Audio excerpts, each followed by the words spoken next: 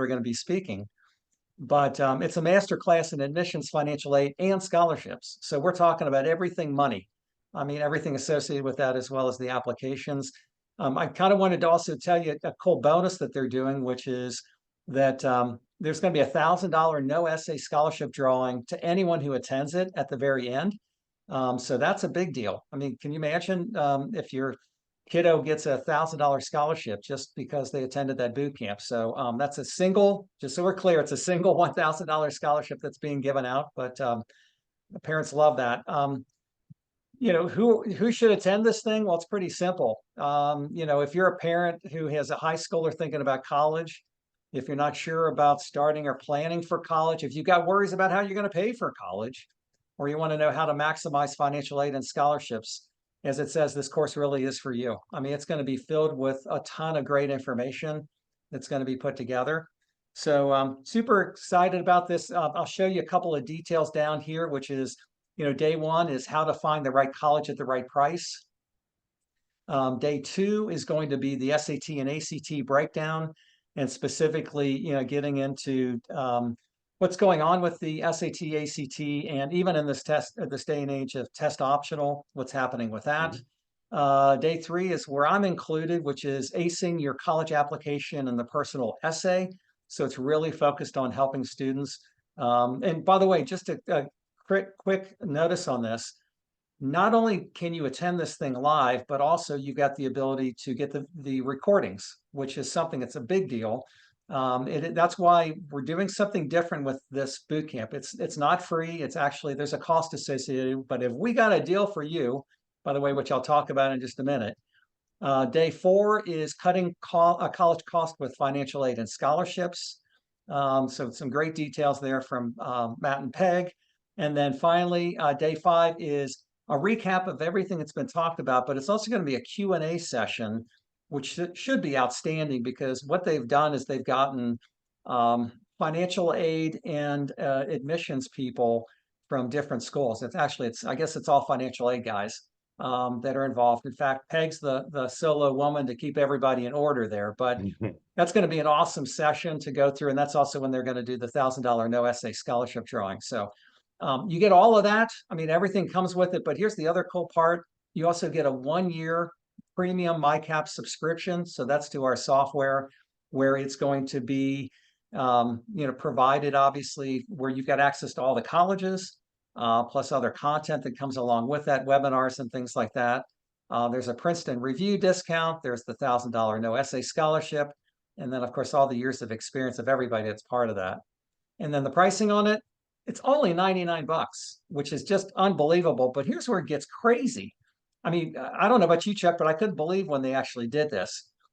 They're offering a today only discount, which is 25% off of that price, by using the code. And Chuck, if you'll put it in for me to the chat, but it's Office 25. So if you use Office 25, you're going to get all of that for what, $75?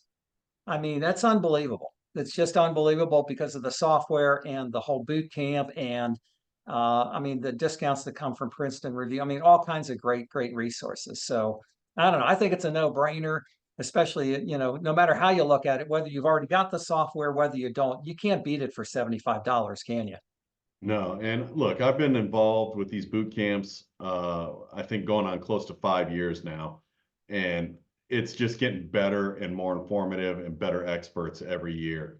I can't stress how the level of expertise you guys have, especially, I mean, just look at the recap panel right there. Scroll down, Dan. I mean, not that Dan's not amazing, but some of the guys on there, Brian Ford, Josh, JP, and Ryan, Mike, both the Mikes. There's something for everybody there. And I think if you've got a college-bound student and you're a year away, there is no better resource for you. Right. We'll touch on this again just as a reminder, but wanted to get that out there right off the bat because, like I said, it's a no-brainer what's going on there. It's an incredible amount of information. So let me stop sharing my screen. Let me do this right now. I'm going to actually send this to you so that you guys have that boot camp. This is how you register. So everybody should have received that link so that you can register for that. And again, use Office 25 like Chuck's got in there so that you can do that. Okay. All right. Well, Chuck, You all right oh, if I by the way, take this? before we Oh. dive, oh, go ahead. You're going to say No, no, something. no. You first. You first. It's so interesting what's going on, of course, with the FASO because of the delay that's going on out there. Just crazy, what they've now said, which is going to be what, into March, and when it comes to the data download, let's hope that that's when it happens. Because I know I just got an email from one of our CAP clients that I worked with, and she's scared a little bit because she's getting all these little nasty emails, or her daughter is, from the colleges saying, make sure you get your FAFSA and make sure you get that FAFSA in. So it's a pretty big deal as far as what's happening out there. But anyway, folks, if you've got questions, put them in the Q&A for us. And Chuck, let's see what we've got going on here. Do you want to take the first one? Yeah, that's what I was going to say. I'll take the first one since it's coming from Texas. The question is, can you appeal merit aid? My daughter received $21,000 in merit aid from Baylor, but she needs another $12,000 to bring the cost in line with the other schools she was accepted to. Can she ask for that much, or is it unrealistic? Would the appeal go to the financial aid office or admissions? So if she received 21,000 merit award, it sounds like it probably came on your acceptance letter and came from the Office of Admissions. Baylor can be tough to negotiate with. I've had a couple different instances with them, but what I will tell you is you will never get what you don't ask for. And the more compelling your case, the better your odds. So what are the other schools she was accepted to? Are they similar schools to Baylor? Has she improved her grades or test scores since you submitted them that you might have something to do? Has she done something otherwise, especially meritorious? I don't know what the word is. But yeah, you absolutely can appeal.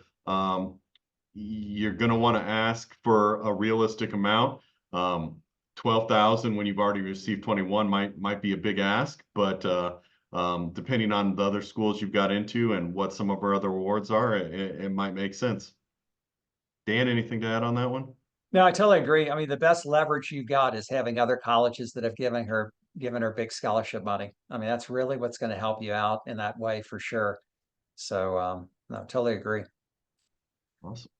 All right, next question. What are the changes in the FAFSA other than the sibling discount going away? Oh my gosh, we don't have enough time to talk about all of them. So let me, I'll tell you this. Number one, if you do a search out there, you may be able to find a presentation that Matt Carpenter and Peg Kehoe did that was 100% focused on the FAFSA changes that were coming, because we've been talking about this for, at this point, a year, thinking that as far as what was coming. But obviously the sibling discount was a big one. How about the elimination of the 529 plans owned by grandparents? That no longer counts as a resource to pay for college, and so that protects that money if a grandparent owns it. Now, it does not if the parents own it. So that's just one example of some of the changes. The other one that I'll throw out there that's a pretty big one is, of course, business owners. Every business owner now needs to put down a value for their business on the FAFSA, and that was not the case before. Before if you had under 100, or excuse me, if you had Under 100 employees. under 100 employees, yeah, it was, wasn't it? Then you did not have to list it, but now you do. So it's again, those are some really big changes that are impacting families, and those are the kinds of questions that Chuck and I are seeing as we're helping families still completing their FAFSAs. It can get confusing. In fact, we were talking about a question tonight that's a double negative, and we know how that all gets confusing when it comes to elections. So they decided in their infinite wisdom to put something like that into the FAFSA this year. So those are just a couple of highlights. Yeah. All right, Chuck, you want to do the next one? Absolutely. What do we got here? My child received a scholarship with the Honors College. Congratulations, plus room and board. Still not a full tuition. Can that number go up after FAFSA gets processed on top of Honors College scholarship? Well, every situation is unique, but in general, I would say there's two types of financial aid. merit, and need, and do you typically get the larger of one or the other? Now you could potentially get some Pell Grants depending on your income. So I guess the answer is it depends, but I wouldn't count on it. Still not a full tuition. Can the number go up on? Yeah, so that's basically what I would say. Typically, you're going to get the larger of either merit or need. However, sometimes Pell Grants and a few other things can come into play. Dan, anything else you throw on onto that? Nope. I concur 100%. Yeah. Okay. Question, should we stop contributing to our 529 plan if it puts us at a disadvantage for financial aid consideration?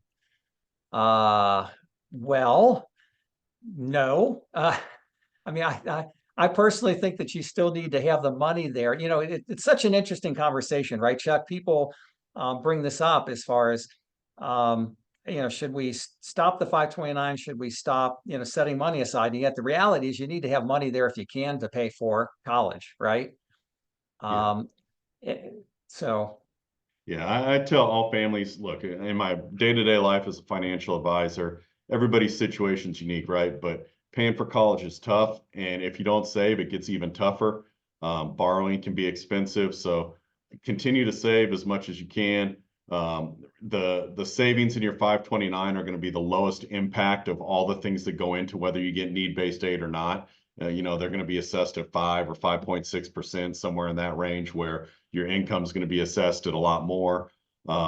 So, you know, typically, if you think holistically, contributing to your 529 is not the reason you're not getting aid in most cases. So keep saving. All right. For businesses, would you enter the adjusted net worth calculated from the tables, or just enter the net worth and the FAFSA calculates the adjusted figure? Thanks. So I guess I'm not sure exactly what you're referring to, because most people haven't had a professional business valuation done. So it would be up to you to kind of determine a value of your business. That could be, you know, if you make widgets and have inventory, it could be the cost of the inventory. If you've got a building, if you've got money in the bank, all those things could go into the value of your business. There's a lot of variables. On the other hand, it could be a service business where if you get hit by a bus tomorrow and you're not there to service your clients, there's no residual value. So I think it's more specific to what type of business you have. How much money do you have in the bank? Do you have real estate or other assets? And you know, we're here as advocates for you, not the Department of Education or not these different schools. I would encourage you to value your business at the lowest reasonably supportable value, right? Like, what can you prove that your value is approximately worth on the low side? When you say adjusted net worth, I think you might be hinting at the adjusted gross income number that it occasionally asks for, which it would be your personal income, not the business income. So just might want to keep those two numbers separate. Dan, anything else? No, that's perfect. Yeah, because it's totally a subjective thing. They're not going to come to you and say, show us your books. However, if you're applying to a CSS profile college, or for that matter, it's possible, I guess, a FAFSA college could come back and say, show us your business tax return as well as your personal tax return. That's a different story, you know, because they can look at that and get a lot of information out of that as far as valuations, because you're often putting things down or you're depreciating things or any number of details that you put in there. So just proceed with caution. Don't lie. We don't want to see you behind bars in a jumpsuit, in an orange jumpsuit. So, Yep. All right. Next question. We had an issue with my husband's old FSA ID. Gosh, we were just talking about that tonight, Chuck, weren't we? Yeah. Yes, And it took us the whole month of January, and we only got to submit the FAFSA on the 31st. Wondering with this mess if we are going to be okay time-wise. Yeah, you will be. Look, the thing is, you have to know that unfortunately the Department of Education right now is kind of holding everybody hostage in a way, right? I mean, they're holding the families hostage, the colleges hostage, because you got to know the colleges are freaking out. They desperately want to get these financial aid awards processed because they're getting hammered by the admissions office, who's getting hammered by the president, who's saying, what's going on with our numbers?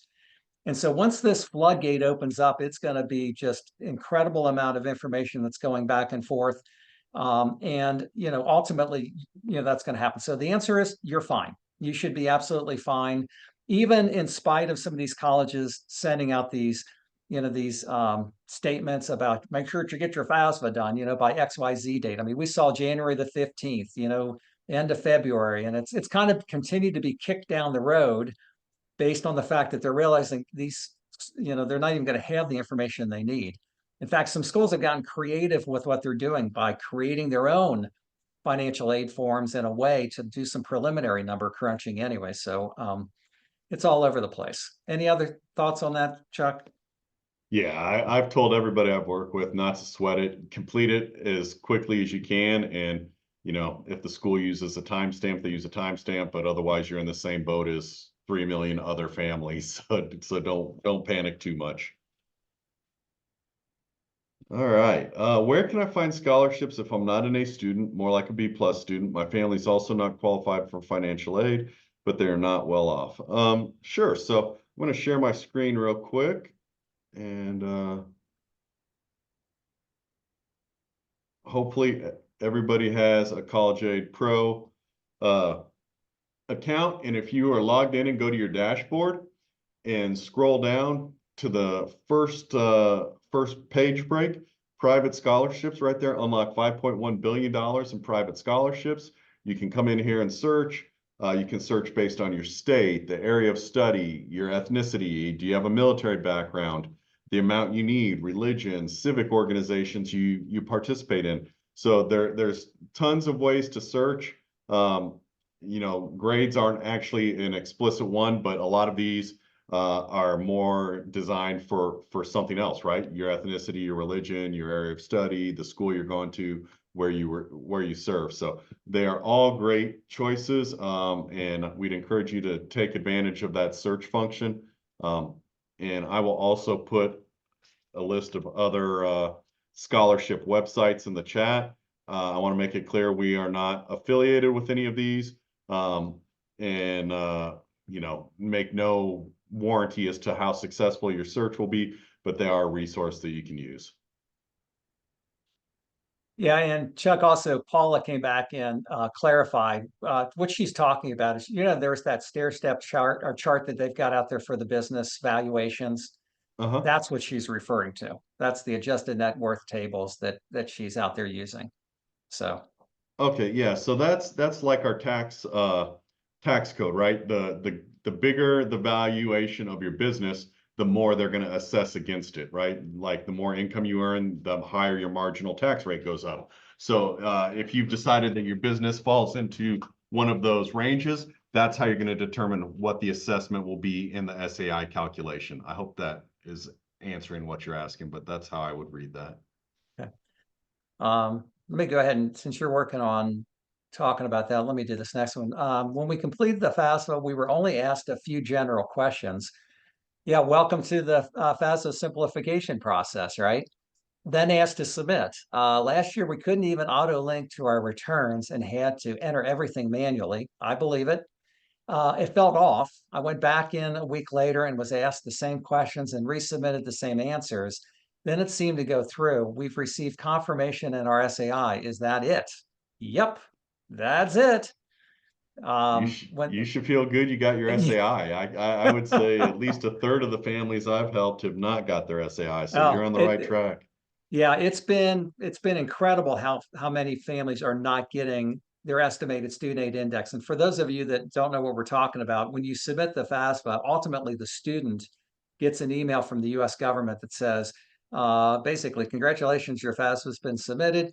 Here's your DRN number, which is your data retrieval number. It's a 4-digit number that I think they attach to like your social or something like that. That's what I'm thinking, but at least to the name of the student. And then it gives you underneath that your estimated student aid index equals, well, sometimes there's a number there, but other times it says cannot calculate. And that's for any number of reasons whenever it comes to this whole goofy process of them saying that it's not been signed. But, I've watched the student hit the button and hit sign, and it comes up, congratulations, you submitted your student side.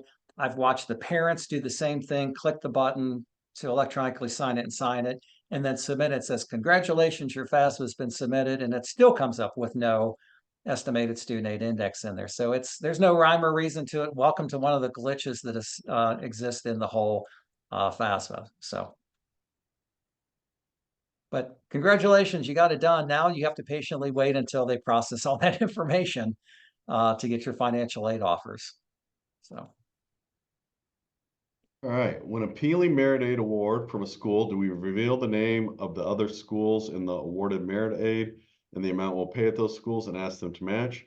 Do we ask for a specific amount and would they counter? So yes, the answer is yes to all of the above.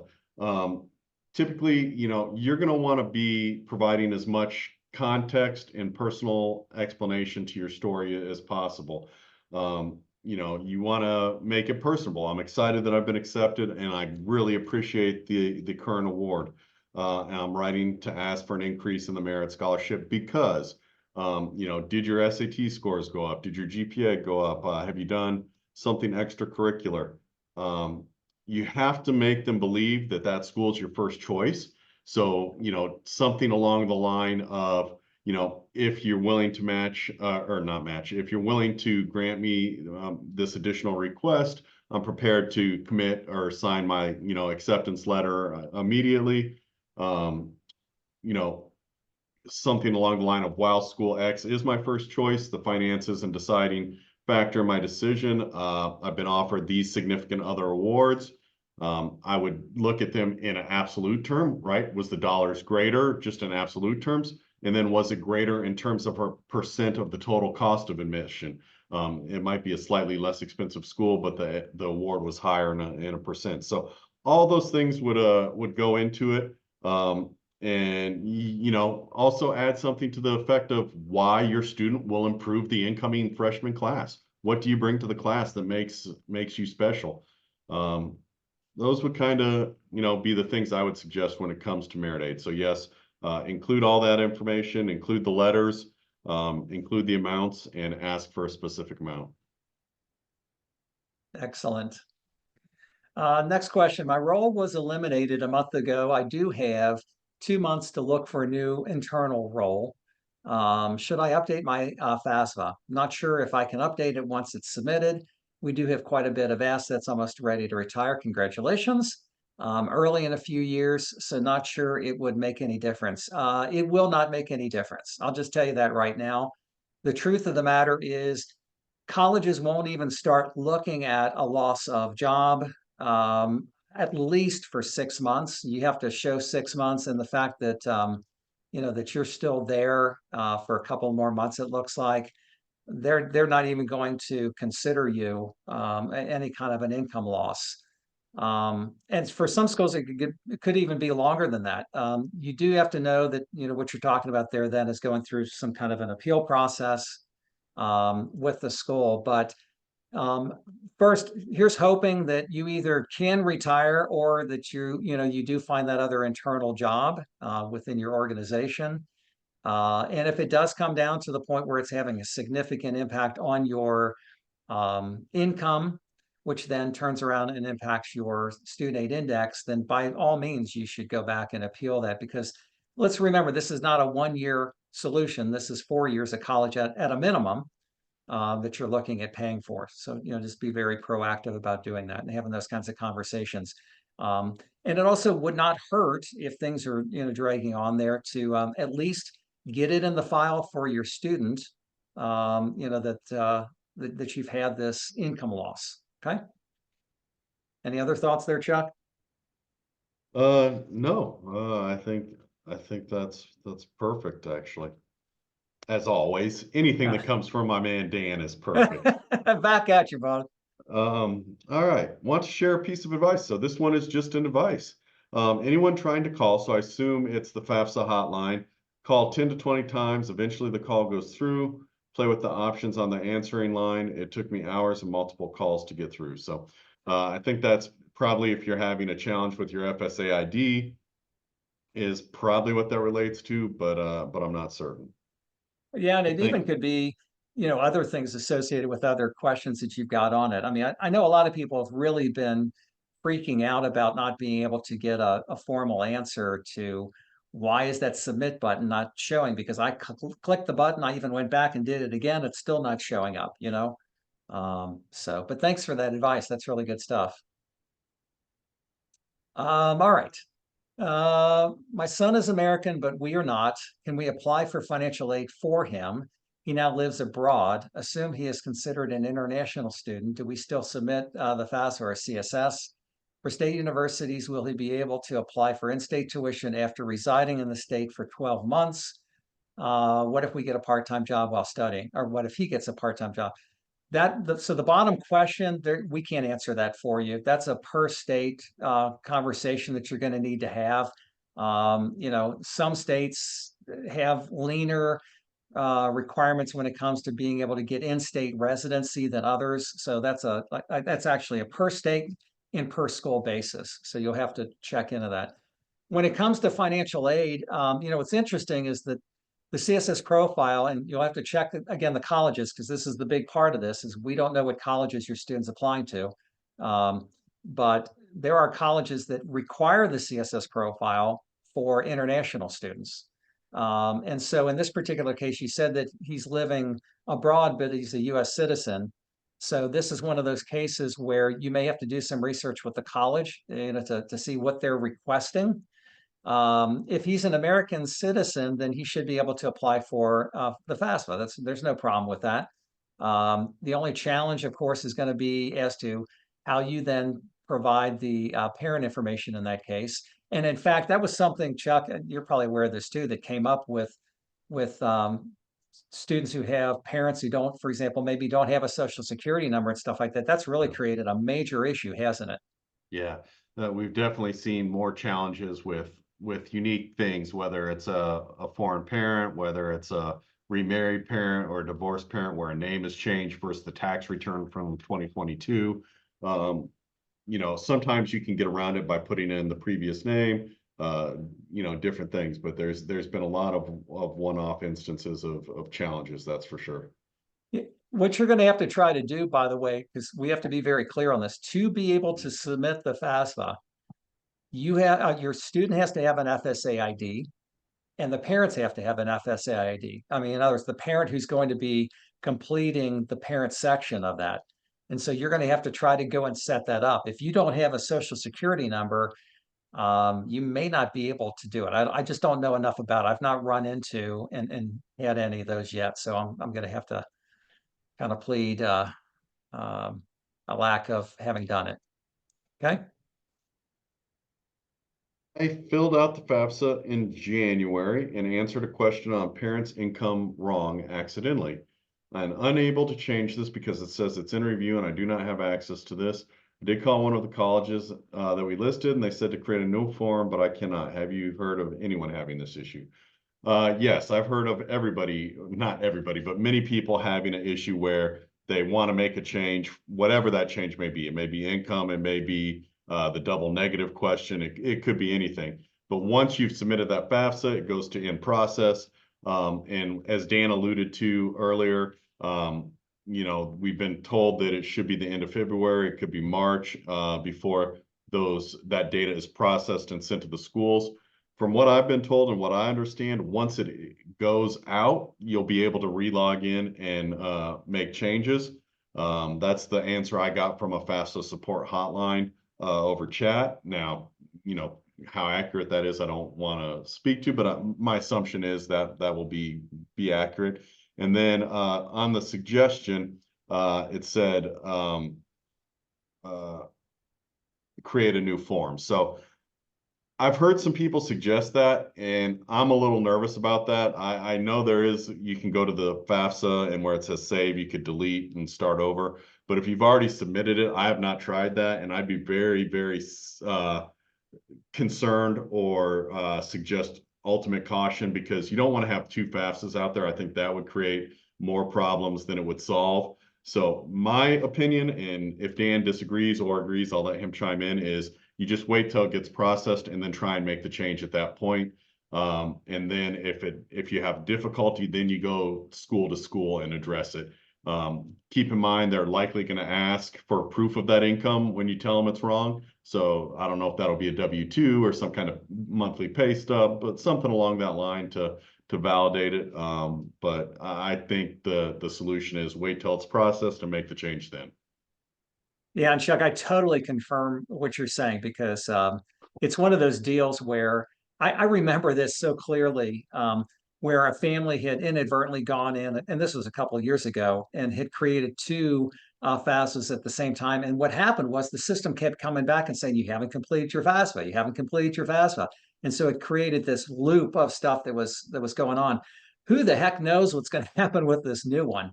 If you've got multiple accounts floating around out there. So proceed with caution. Definitely. What I think what they're calling it, and this is what I saw anyway, is it's called the FAFSA submission summary, which is the report that's going to come to the student. And that's supposedly where I guess you're going to have the ability to do a correction on it, but we'll just have to see. All right. So the question again is, are there any states that allow students to obtain in-state status after the first year of college while attending school without having to take a year off? Again, here's the thing, folks, it's a school by school basis, state by state. You have to know that the state legislature sets the bar as far as what must be, done for you to be able to get in state, because remember what it's doing is it's impacting their bottom line. It's the budget monies that are going to the schools. And so you're just gonna have to check with each school when it comes to that. Just do a Google search out there, and I'm sure there's plenty of stuff out there that talks about that.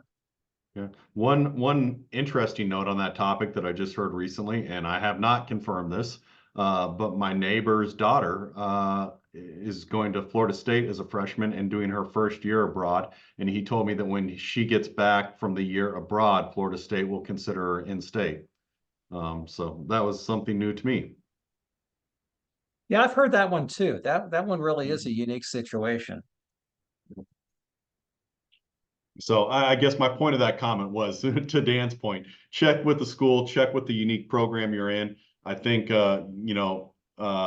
you also might check like Academic Common Market, and there might be some schools, depending on the program and where you're coming from, that will make in-state options available sooner as well. So, yeah.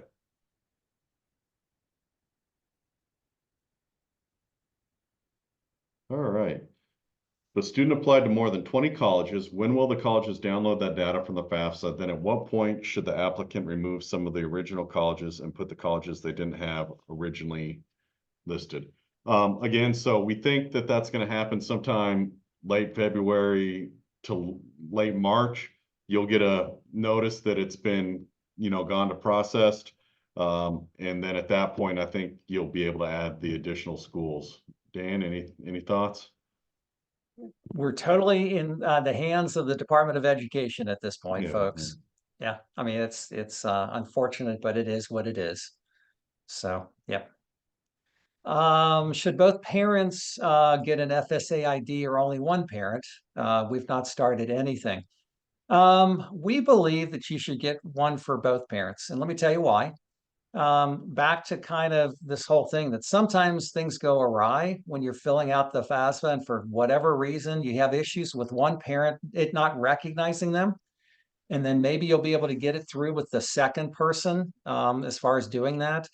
So it doesn't hurt to just get an FSA ID for both. Not to mention it prepares you for the future if something should happen. Not that I'm, or predicting that or hoping that on you, but at least by having that FSA ID, you've got a backup plan. So. Great answer. That's highly overlooked. My daughter did not get an SAI when she applied early January. Will she get her SAI emailed to her mid-March when FAFSA releases info to colleges? That's strange to me. Everybody I've worked with has either got their SAI or an email that says could not be calculated, or like a error message of some sort saying something went wrong. So if you didn't get either of those, I think there's probably an issue. If you did get the kind of error message or couldn't be calculated message, I think when it gets processed, you'll eventually get the SAI mid-March. Dan, anything on that one? No, it's really interesting. because I always have families immediately, and I know you do too, Chuck, go in there and look for that US government email that comes to the student. Sometimes it automatically pops up. I mean, it's like bing, you go through it. Other times it's 15 minutes, 30 minutes, an hour. It could end up in the junk Yeah, email. I mean, I've no, I seen was that gonna say. happen too. So maybe you go back to when you guys officially filed. And you can figure out that date, by the way, if you've forgotten it. Go ahead and log into your FAFSA again, your student's FAFSA, your daughter's, and then there'll be a date on there as to when it was date stamped that you submitted it, and then go looking for those emails again because it should have come out. Now, if it was early in January, who knows? There might have been some wonky stuff going on Yeah. with those emails coming out too, because there was some stuff happening there. Yeah, if So you did it in the first 10 days, it could be different from people who did it after the initial 10 days. yeah. But yeah, check your junk mail. And like I said, typically most people either got one or the other, SAI email or a error message email. And it looks like the next question is exactly the same topic. You Yeah. mentioned some Yep. people received their SA number, some did not. We did not. Do you know when we can expect to see our indexes as part of the March data release? Yeah. Sorry, guys. I wish we could give you more specific. Yeah, it literally just going to have to hang in until they get things figured out. Yeah. Traditionally, what's happening is it's saying that for whatever reason there's a signature that's missing, and you and I both know that there's no signature that's missing, but the system for whatever reason couldn't calculate it. What I hope is not going to happen is that there's a more or a bigger issue behind the scenes, like maybe something happened with the IRS data retrieval of the tax return information coming down or something. I mean, let's hope that's not the case. I mean, that could be a total mess. Um, okay, can you make changes to the CSS once submitted? I'm not able to make any changes, even when I'm adding a new school and want to fix a mistake that was submitted earlier to other schools. Well, number one, they only allow you to go in there once and do it. That's one thing that's important to know.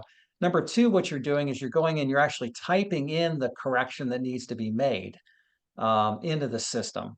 So let's say that you, heck, I don't know, messed up your income, or you forgot to add, because you should be able to go in there and add schools. That shouldn't be a problem. Adding schools is a pretty common thing that sometimes students do. And by the way, don't forget, if you do that, that might also open up the necessity to add additional tax documents or things like that through the iDoc. Sometimes folks don't realize that suddenly something popped up on there. But I mean, that's my best advice, is that you should be able to get in there, but it is a one-time thing. So I'll give you an example. I've got a family that they made one correction. They wanted to go in and make another correction because it turned out that there was a date of birth that was wrong. They had mixed up dates of birth somehow, and it wouldn't let them do it. And so the only way around that was that they had to get in touch with somebody at the CSS to have that conversation, to work through it. So it can be complicated, but try to get all your mistakes together at one time to make that happen. Any other thoughts on that, Chuck? No, I agree. I think, well, I guess the only thing else I'd say is, go to the school if you have a real big error and talk to them as well. But, Yeah, that's a good idea. just cross your I's or dot your I's, cross your T's, do both. But yeah, Dan's answer is perfect. If you are a DC resident and the schools you applied to participates in the DC Tuition Assistant Grant Program, $10,000 per year, and that school offers you merit aid, will the DC tag apply for further reduce the remaining amount of tuition after merit aid is subtracted? So I guess the short answer is I am not familiar with that program and I don't know the answer. I have a suspicion of a couple things that could answer. Dan, do you know off the top of your head? Well, I do know about that program. In fact, we're working with a family right now up in DC, one of our CAP families, and they're going to get this. That 10,000, my understanding is it's above and beyond the merit money that they would receive. So, if the student, for example, goes to an out-of-state school and that student got a full tuition scholarship, then the extra 10 could come into that. you really, if the best thing you can do is read the fine print, okay? Get the documentation on it and dive into it, to just make sure that you're not gonna count on money that you're not gonna receive. But, you know, it sure sounds like it's money above and beyond. Yeah, I mean, my gut instinct would be if it's coming, it sounds like it's like a government type program, right? Not a school issued program. So it seems like it would be on top, although I have seen schools where they ask the question, did you receive any other outside scholarships or grants? And I have seen them reduce by that amount, but I have no idea in this case. I would tend to defer to Dan. Thanks for bailing me So, out, buddy. do you know any website which calculates SAI estimate using new inflation data table? Well, lo and behold, guess what, folks? Our tables are now compliant with the new inflation data table. So NN, congratulations. You asked the right magic question tonight. Yes, our data tables are up to date. In fact, it was announced today in a meeting that I was in that there's been testing and all kinds of things done with it. So it's in there. Oh, All right, so they don't allow to even check with schools we entered. I tried today because we had a major glitch with students signing first and one parent FSA ID in limbo. You're not sure if it went through, so I assume you're talking about the FAFSA. You asked the question and they said you'd have to wait until processed and back in March. Yeah, so to summarize, I think this goes back. Like the schools don't have the data, even though you've submitted it, it's in the we'll call it the FAFSA database, and it hasn't been distributed out to the schools yet.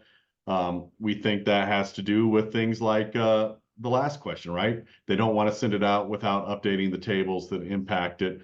So they're holding that in a holding pattern while they finish those corrections before they send it all out to the schools for the schools to know. So the schools won't know you've completed the application. If you have a question that's specific to the school, but not specific to your application, I think they'll be very likely to help you. But if it has to do with your application, they won't be able to help you till you see it. And we'll just have to hang tight till, late February, March, and keep our fingers crossed. yeah. Should the FAFSA be submitted to all the colleges my son has applied to or only those he got admitted to? Well, that depends. Do you think that he's going to get admitted to even more colleges? If that's the case, then you submit it to all of them so that you can get financial aid offers that ultimately come from them. So that would be the answer to that. I know there's some cases where somebody says, well, we applied to a school and my student got deferred or they got declined.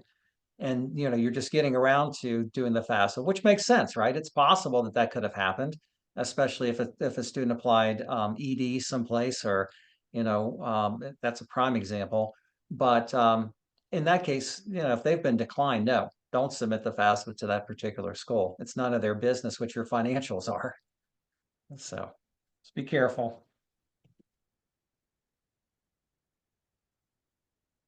All right. My son received a scholarship for his first year of college. Congratulations. It was for his grades. This August, he will be a sophomore. Have you seen award scholarships remain the same in student's second year? My income is less this year since I lost my job and took a lower paying one. So merit scholarships are typically for 4 years. And generally they stay the same for 4 years, assuming you take a minimum number of hours, maintain a certain amount of grades. Not too many change. Some people do proactively try and negotiate them when they get them and ask that if there's tuition increases, their scholarship increases a subsequent amount.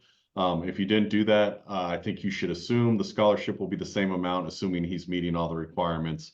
Now, it is possible, I suppose, that if your income has changed significantly, and you apply for need-based aid, it could potentially be more than the scholarship, but that would depend, I think, a lot on your total financial picture. But your award should remain the same. Excellent answer. Yep. How That's it. We about answered them that? all. And Well, that's a world record, Chuck. yeah, Yeah, that's good. 12 minutes Uh, to go. So why don't we do this for just a second here, folks? Again, I just want to introduce to you all and let you know what we talked about before, which is don't forget, we've got the boot camp coming up here. That starts on February the 19th, goes through the 23rd. And most importantly, make sure that you use that discount code that Chuck has put in there. That code is only good until midnight tonight, just so we're clear. That's midnight Eastern Standard Time, by the way, for those of you that may live on the West Coast. So that's until tonight, Office 25, it's going to take 25% off, which means that price is going to drop down to what, about $75 for full access to the premium software, which is access to all the colleges, the entire boot camp for 5 days, scholarship drawing that's going to take place, discount on Princeton Review. I mean, all kinds of incredible dynamics that are in there. In fact, again, just to give you a little teaser on that, here's again what it looks like so that you know what we're talking about here. Let me go up here to the top. So this is what shows you all the details about it. There's the dates, the 19th through the 23rd. And I'll just tell you firsthand, I think it's an incredible way for you to get a lot of questions answered and have some great presentations that are put on. I mean, we've got so many families that work with College Aid Pro, whether it's with Chuck and I, because by the way, we're individuals who do one-on-one meetings. We also do Wake Me When It's Over opportunities, both in Chuck's case from the financial side and as well as me, but also I do admissions or combo packages that are available out there to help really navigate and coach you through every aspect of the process. But this is a way for you to get a ton of value add, based on everything that they're going to cover. I would just encourage you to sign up for it when you can. It's the hard sell I'm going to give you for $75. You can't go wrong. If it's a couple of bucks over that, give me a little bit of grace because of whatever 25% of $99 is, right? Actually, it might be a little less than $75. I don't know. But what I do know is that, this is just a great, great opportunity for you to hear from the best of the best when it comes to college funding. And if you've got additional questions and things that come up for you to be able to set up meetings with our great experts, our College Aid Pro experts. So we're excited that you joined us tonight. We wish you the very best. As you probably know right now anyway, we're doing these once a month. And so our next event won't take place until March the 11th, if everything stays as is moving forward. There's always the possibility of change, but we sure hope that this has been good for you all and it's been helpful to kind of help walk you through and answer your questions. And most importantly, hang in there, right, Chuck? I mean, that's the thing. Yeah. I didn't mean to cut you off. No, please. Yeah, it's just this whole thing with this FAFSA is just kind of crazy and stressful. Yeah, you guys aren't alone. There's what, 3 million people completing the FAFSA this year. Lots of people are having problems. I saw an article today that said like some Senate committees issued a decree to look into what went wrong. And I mean, it's all going to get sorted out. Your kids are going to have great experiences at college. Just stay positive. Exactly. Any final things that we've got? Let me stop sharing my screen here. Anything else in our chat box or anything else we need to know about? Oh, I love the crossed fingers for sure. Yeah, that's so true. Okay. Well, we got a few more questions that came in here right at the end. Okay, well, we'll wrap them up quickly. I guess the last one, would the boot camp include the how-tos of filling out the FAFSA? Yeah, it would. It's part of our webinar series that you would then have access to. So there's another no-brainer, right, for you to be able to do that. So that's what I understand. I'm telling you what I understand today is that you would have access to those webinars. So make sure that you check it out. By the way, if you've already got a MyCap account, don't forget that right up top right now, there's a banner up there that's all about, it's advertising this boot camp. So click on that and don't forget, whatever you do, don't forget to use Office 25 to be able to get that discount off. I mean, you'd be crazy not to do that. because you graciously came to meet with us tonight. Yep. And we appreciate your questions. They help us learn new things. Keeps our finger on the pulse of what's going on. I see one last question. Does it mean FAFSA submission should be made after getting results for all regular decision applications and before May 1st? So this year is unique. In general, in past years, I think Dan would agree, we tell people to complete the FAFSA by November 1st. It generally is opened in October, and then we suggest you complete it in the first 30 days by November 1st. This year, I would still say, let's try and get it completed, as soon as reasonably possible. Dan's comment about, you not needing to include schools that you've been declined from, is probably, what's confusing you, but, you should complete it now with all the schools you've applied to, unless you've been declined. Absolutely. Yeah. Listen, you got to get on it, folks. Don't Yeah. sit on the sidelines and wait for it to get any better. It's not going to get any better. Go ahead and get it done now. Do not wait to get your FAFSA done. Yeah. My comment was 100% geared towards the schools that you got deferred or it's more importantly that you got declined from. Get that FAFSA done, because without that, you're going to be paying full price. I can tell you that there's a family that I was meeting with that something went wrong with their CSS profile in FAFSA, and sure enough, they got hit with like a $40,000 payment that came through because the student started to her college, in the spring instead of the fall. No financial aid. That's a stinger. Don't let that happen to yourselves. Make sure that you get those documents done so that you've got the best chance of getting as much money as possible. Yep, and there are schools out there that if you don't complete it your first year, you don't have that option later in your college career in subsequent years. So that's important. You want to, if you want to be able to appeal on a need-based award, you might want one of these schools that you don't plan on attending. They might give you a bigger award. So there's all those reasons you definitely should complete it, and sooner is better than later. Yeah, and you know what, Chuck, because you probably saw I put in our Slack that one of my families questioned whether or not they should submit their financial aid forms, and that college came back to them and said, "We just want you to understand, what you're basically saying is that you're not going to be able to apply. Your student is not going to be able to apply for financial aid in the future by you not doing it this year."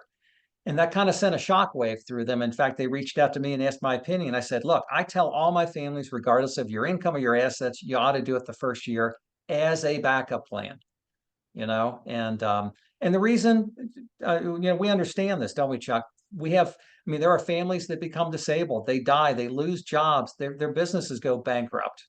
It's horrendous that stuff happens, but that impacts their ability to pay for college. And that's when you desperately need a backup plan. Exactly. All right. Well, listen, folks, thanks for joining us tonight. Chuck, as always, great to be with you, my friend. Likewise. All right. My favorite thing. All right, folks, have a great evening and best of luck as you continue through the FAFSA season for those of you that are doing it. Take care. Bye.